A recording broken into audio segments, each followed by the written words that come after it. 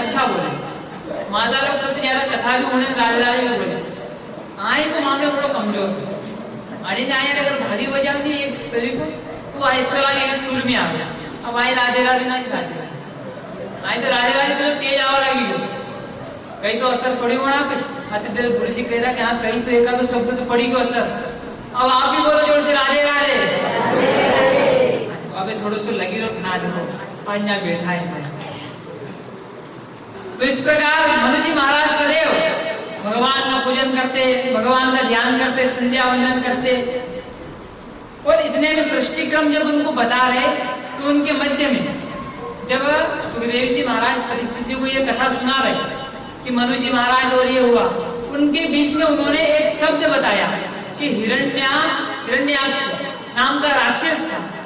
तो कहे कि आप ये ब्याह भी बतेरा में राक्षस कैसे आ गया? बोले सृष्टि में सबसे पहले तो कुछ भी नहीं था। बोले राक्षस ने कुछ श्राप मिला हुआ है। बोले कैसे? बोले सनकादि ऋषि एक बार कहाँ गए भगवान के पास गए वैकुंठ में क्या है तो नारायण भगवान के दर्शन करेंगे। जब वैकुंठ में गए तो वहां पर जाकर भगवान के पार्षदों ने रोक लिया। क्या कहा कि तुम कहाँ जा रहे हो कि पैदा हुए नहीं और भगवान के दर्शन करोगे? तुम यहाँ पर वैकुंठ में कैसे आ गए? वैकुंठ में अपने जो थोड़ी जैसे का डायरेक्ट वैकुंठ का द्वार इतना है। उनने जब गए सनकादि ऋषि 6 द्वार पार कर लिए वैकुंठ के अंदर। उसके बाद वहां पे जो सिपाही थे जय विजय उन्होंने रोक दिया कि कहां पर जा रहे हैं? बोले कि हम भगवान के दर्शन करने जा रहे हैं। मन में बड़ी इच्छा है भगवान का दर्शन करने की।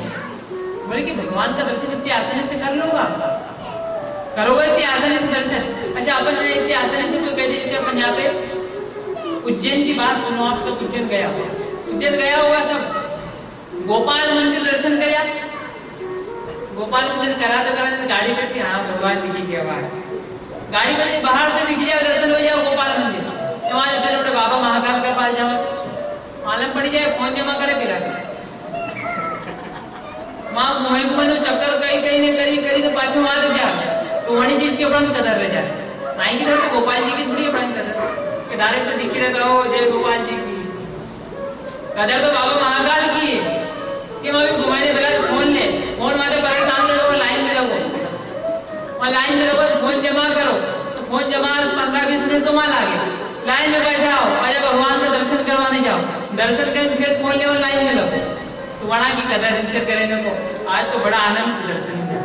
आज तो भगवान ने कति कृपा करी देखो भगवान का दर्शन करें गोपाल कृष्ण भगवान का कर मना कर भी वही जाए भारतीय से जो आज जो वही जाए मणि की आपने कदर नहीं है जो आपने आसानी से मिलेगा मणि की आप कोई कदर नहीं चाहे कोई भी कठिन से मिलेगा तब कहीं नहीं मिलेगा तो आपने मणि चीज की ज्यादा महत्व मिलेगा कदर ज्यादा लेगा मणि चीज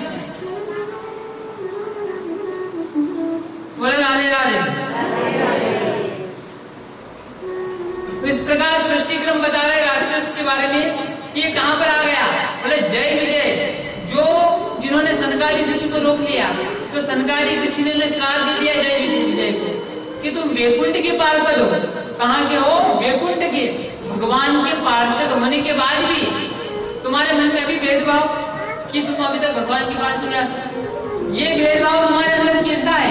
इसलिए तुम्हें श्राप देते हैं कि 3 जन्म तक तुम राक्षस हो। तो उनमें से बने हिरण्याक्ष जो पृथ्वी को चुरा कर ले गए और सभी से युद्ध करने लगे सभी से देवता से युद्ध करने लगे हाहाकार मचने लगा और सभी देवता ब्रह्मा जी के पास जाते हैं कि ब्रह्मा जी ये क्या हो गया हिरण्याक्ष का इसका कौन किस उद्धार होगा? बोले इसका उद्धार तो प्रभु करेंगे। हम भगवान श्रीमन नारायण के पास जाते हैं वही इसका उद्धार करेंगे। अब भगवान के पास गए न वो इतने में वो हिरण्याक्ष नीचे पृथ्वी पर हाहाकार मचा रहा समुद्र के अंदर गया तो समुद्र उसके घुटने तक ही जला इतना बड़ा वहां पर जल के देवता वरुण देवता उन्होंने कहा क्यों आया है यहाँ पर चल बाहर जा तो बोले मुझसे युद्ध करो मैं राक्षस मुझसे आप युद्ध करो। वरुण देवता ने कहा कि मैं भी जल का देवता हूँ मैं बूढ़ा हो गया मैं युद्ध नहीं करूंगा जाओ तुम भगवान श्रीमन नारायण से युद्ध करो शक्तिशाली भगवान ही, तुम्हारे साथ भगवान ही युद्ध कर सकते हैं। तो वहां से वो निकले भैया, भगवान के पास आए। अब नारद जी रास्ते में मिल गए। नारद जी को बोला युद्ध करोगे? नारद जी ने बोला जय नारायण नारायण, कि हमारे प्रभु आप इंतजार कर रहे हैं, आप उनके पास पहुंचो। हमसे युद्ध करोगे तो हम ऐसी दवा बताएंगे, ना रोग बचेगा ना रोगी बचेगा, हम पूरा ही काम निपटा देंगे, इसलिए तुम भगवान के पास सीधा पहुंचो। तो वहां से भगवान के पास आए और भगवान से युद्ध हुआ। भगवान जब वो पृथ्वी को लेकर भागे तो भगवान से युद्ध हुआ।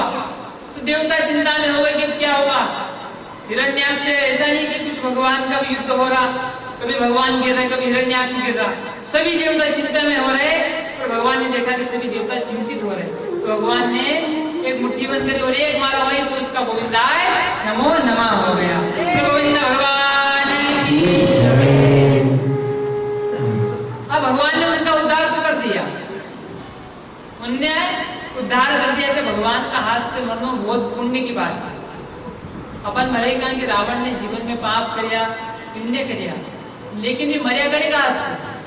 अपना जैसे मृत्यु थोड़ी है उनकी कि अपना जैसे मृत्यु की कैसे भी मरी गया, उनने भगवान श्री रामचंद्र भगवान के हाथ से गया। तुम्हारा कितना पुण्य होगा, कहने का पुण्य तो होगा तो जा गया अपना कई पुण्य है। अपन यहाँ कर रही पुण्य एकत्रित कर रहा, कथा होनी ने भगवान के नाम जब बोली ने, बीच में राधे राधे बोली ने, ये सब पुण्य एकत्रित कर रहा है। और पुण्य एकत्रित करने जब भगवान के पास जाऊंगा तो भगवान तो पुण्य कर लो कि भगवान प्रसन्न हो जाए कि वाह आज मैंने जन्म दी दो और ते बहुत भगवान की कृपा से बहुत भगवान को भजन करो और आज बहुत अच्छी जगह स्थान मिले।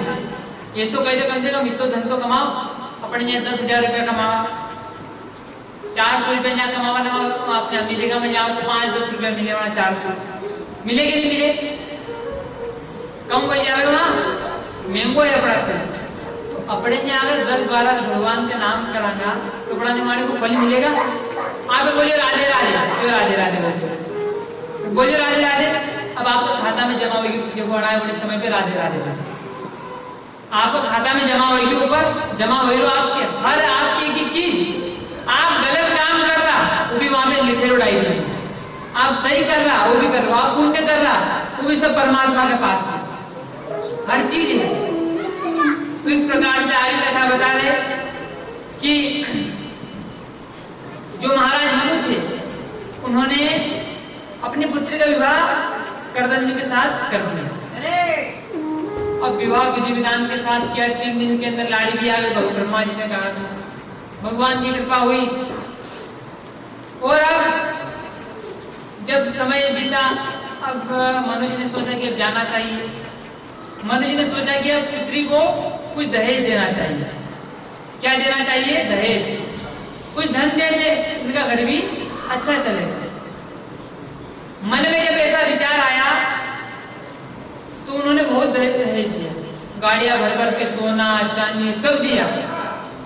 पर वहां पर एक कन्या विचार कर रही कि अपने आए नदी पर जगह चले प्रथा कि वहां पर तोरण मारे जो लाड़ो कही तो दे 10 लाख रुपए तो तोरण मारो नहीं तो नहीं मारो, तुम तो जो मारा गया के नहीं के। अच्छा नदी जगह केस आयो हुआ में क्या देखो माँ तो वहाँ लाड़ो आयो तोरण मारवा के टाइम पे आयो नहीं कि 10 लाख रुपए तो घर का नाम है तो ब्याह वहाँ कैंसिल हुई। वही जाए कि नहीं वही जाए। तो वहां पे जब आपको जो कैंसिल हो जाए जाओ तो वहां पे भी जो देवहूति मैया है तो एक बात बता दो कि पिता अपनी पुत्री के लिए सब कुछ दान दे सकते, पिता अपनी पुत्री के लिए सब कुछ दान दे सकते।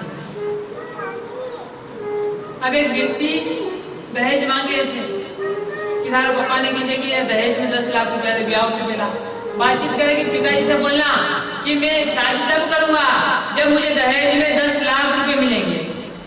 तो उस लड़की ने भी कहा कि हाँ मेरे पिताजी 10 लाख देंगे। अरे मेरे पिताजी की औकात तो इतनी है कि वो हेलीकॉप्टर ला के दे दे।